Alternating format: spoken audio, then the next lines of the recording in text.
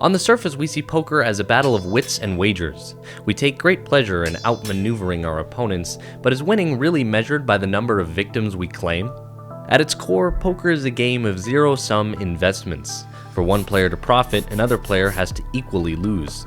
The strategies we employ to operate our poker empire are not unlike those used in the world of startups. Imagine the hands we are dealt are equivalent to a new product line we've developed.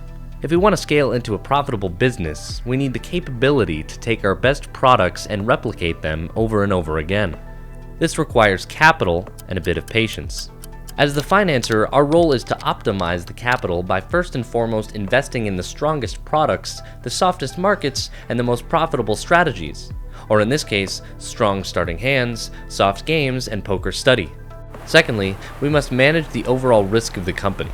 We have to ensure that we have enough capital to reach profitability without first going out of business due to overextending. In short, proper bankroll management can be the difference between having a seat in the big game versus having your nose pressed up against the glass. In order to determine how much money we need to comfortably operate, we must first be familiar with one key term: risk of ruin. Risk of ruin is a concept in gambling that calculates the probability of losing an entire bankroll. This can occur in two very specific ways.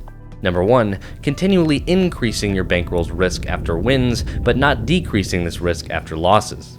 Too often, players will go on a rush and then jump up in stakes, only to have variance catch up with them.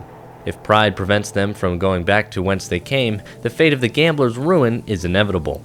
The second way to increase our risk of ruin is blending our bankroll with our living expenses. This is especially relevant early in one's career where the understanding of overhead is most critical. Just like any business, there are operating costs. In poker, this equates to our cost of living. Everything from rent to food to travel will need to be paid for, often by our bankroll. So, how much money do we need to shrink our risk of ruin? It's up for debate.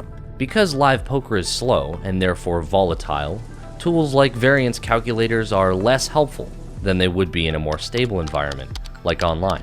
Aggressive bankroll strategies would suggest 25 to 50 buy-ins plus 6 months of living expenses. More conservative ones would suggest 50 to 100 buy-ins with a year's living expenses set aside. Really, this all depends on a person's comfort with risk, as well as their ability to start from scratch should they go busto, which is always on the table. Make no mistake, many exit poker with nothing. In order for there to be winners, there must also be losers.